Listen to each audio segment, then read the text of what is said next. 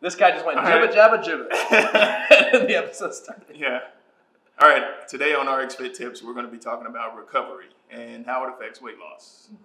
I'm sorry. Actually. Yeah, you need to. No one knows the way but your damn self. People try to lend a hand, but they can't help. You gotta pick and choose. We are wearing different shoes. Be a bigger you. Go and get it, never hands out. Okay, and welcome to RxFit Tips. I assume there's music playing right now. There is music playing. Okay. I don't know what song though. I don't either. Probably some Drake. For licensing reasons, I cannot play his music. We'll come Okay, Mr. Drake. Just Change the name of just change the name of his change his name and that affects his name. Yeah. That's all it takes. Yeah. This is RxFit Tips. I'm Benny. I'm a 3-time collegiate All-American athlete. This is Danny. He's the founder of RxFit, and he goes by Mr. RxFit. So Yes, I do now. Yeah. Yes, I do now. This is a show we pretty much talk about a couple of topics and just dive in and kind of nerd out a little bit. So That's what we do. put on your seatbelt and yeah, we're just gonna put Your 5-point harness Yeah. is strapped in because we're about to go 2Ds. Yeah. And just like in the intro where we reeled you in, the reason that you're still here, we are here to talk about recovery and how it can potentially affect your weight loss. Yeah, seriously. Or actually, it just does. That's just what it does. When you were in college sports, how important was recovery for you? Recovery, it was huge because if you haven't recovered, then how can you push yourself? And there's growth in the pushing. And if you're Did you push yourself even if you hadn't recovered though? Like would you still go in there and you wouldn't? No, Really? I would slow down. I would slow down a little bit because I was worried about pushing myself. And I would push myself where I could, but I was protecting that injury. And I did shot put, so there was a lot of spinning and rotations with everything. So my ankles were taped up a lot. Yeah. So because you had technical, like you had because you were so technical, you had to make sure your recovery was there. Otherwise, Oh yeah. Okay. So recovery.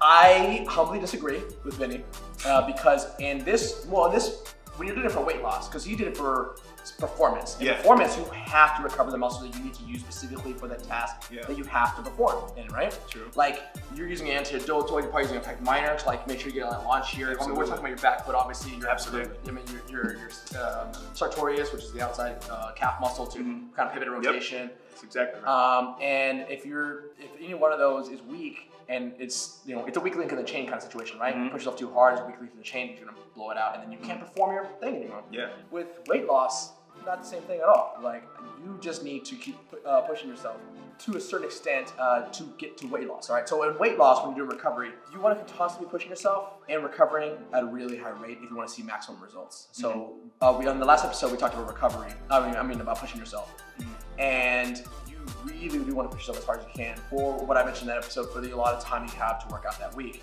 And recovery is similar. When I say recovery, I don't mean recovery like time.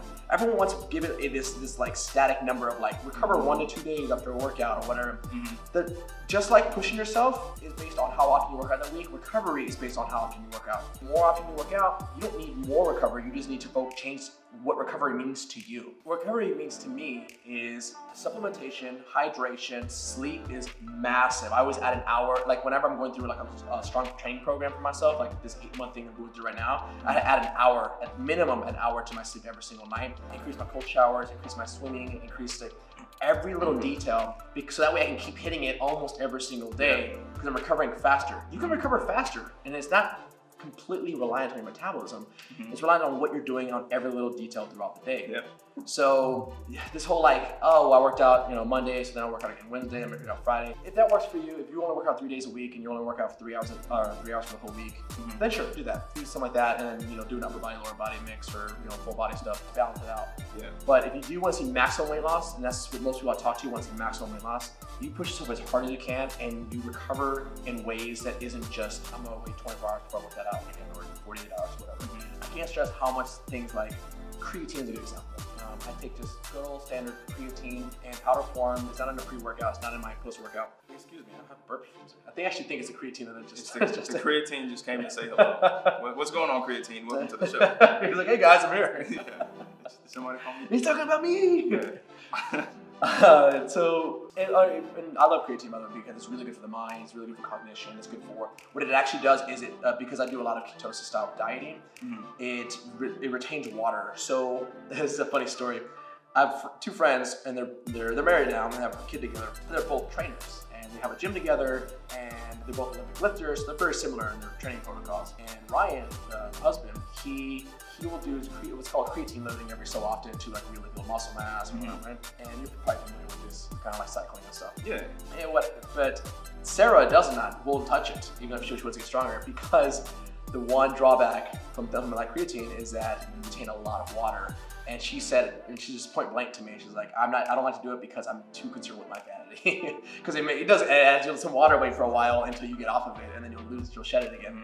So I'm just throwing that out there for that reason. But the pro of that is, if you do ketosis style stuff, you don't have the carbs anymore to retain that water. So you need something else there, like a lot of electrolytes, like sodium, potassium, and stuff. Or you take things like creatine, or maybe do them both. I do them both. And so they're helping with their recovery, because you need a lot of water in your system in order to recover faster, because it helps clean out. Thank you. You got the lactic acid, it will help metabolize fats or glucose a lot faster. In fact, your body needs a lot of oxygen. And yeah, sure, you can breathe more, and that's highly recommended, but but it also, most people don't realize, a lot of the oxygen it gets is actually from the water itself, because it pulls all oxygen molecules there. Really? Yeah. Lots of water, great for weight loss as well. And that's why you people see like, drink lots of water for weight loss. There are a couple reasons for that. One, it fills you up, and then second, what I just said, more oxygen in the body. Woo! I feel like I don't want to rant. I finished that workout earlier, and now I'm starting to be like, oh, the energy starting to hit me. Yeah, so recovery, so it's different. If you're watching this and you're an athlete, what Benny said makes the most sense, right? You have to fully recover, otherwise because if you injure yourself, you're fucked. Yeah. Excuse my language, but you're fucked. Now you have to wait all this time before you can actually start performing again, and that's worst case scenario. If you're doing it for weight loss, you keep pushing yourself. Because you can always change the style of workout. You don't have to do like you were doing, like practicing your shot put throws. If you're doing swimming and I don't know what you would do to yourself. Maybe the shoulders. Sometimes a lot of people have to for the shoulders because there's a lot of forward swim, forward strokes. But then now go do cycle, spin class, right?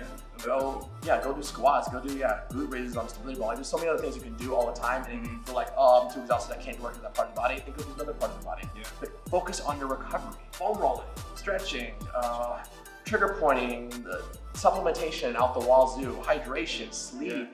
Cold showers, cryotherapy is really popular. Cryotherapy, sauna, man, hit it all. And that's what I do on my 8-week prime workout, and I focus on all those elements. I break it down to every single little thing you should be adding to your recovery cycle to get back in it faster. Because that prime workout is designed to get you weight loss as fast as possible. It's not designed to be like, oh, work out 3 hours a week. How can I lose 20 pounds in a month? The interesting thing about recovery is that nutrition plays a huge role in recovery also. Oh, absolutely. And that I didn't want to dive into right now because it's such a big world that I was like, just make sure that you have all your ducks in a row. Like, just look at every little thing. Look at how you're going to physically recover, meaning foam rolling, trigger pointing, all that stuff. How you're going to hormonally recover, which is sauna, cryotherapy, cold shower, that kind of stuff. How you're going to supplementary recover, which is of course, your L-theanine, your creatine, proteins, all that stuff, amino acids. How you're going to nutritionally recover. So there are a lot of little points you want to hit. You want to make sure you're doing a little bit of everything. And all of that affects how you emotionally recover too. It just all keeps, it's just a cycle. It does. I don't know if you've ever overtrained before, you'll know it because you start to feel stressed all the time and angry and upset, and like you have all these negative emotions. You need to dial it back a little bit and increase your recovery. Not just recovery time, but recovery methods, like we talked about. Because overtraining, I've had some clients do it, and I told them not to. They keep working out. They work out like twice a day, 3 times a day. They work out every single day, like 3 times. It can get too much, and they're just like, they start like breaking out and crying for no reason. Like, it's just like, it'll fuck you up. So if you're starting to get towards that side of things, dial it back. Or dial it back a little bit and drastically increase your recovery, because you still want to see those results. Recovery, I'm glad we could blow your mind with information. We could blow your mind with our minds. I'm Benny.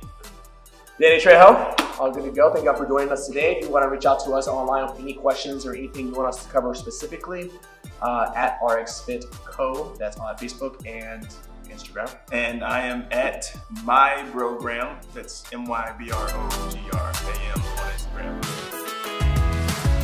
I'm feeling bad for people that living for the weekend, the type that wanna be dreaming but never got to see them. What a boring story, being worried back and forth, me working and snoring would end up forcing me right off the deep end. I came to gain a brain and make a couple bucks, provide for those who've been riding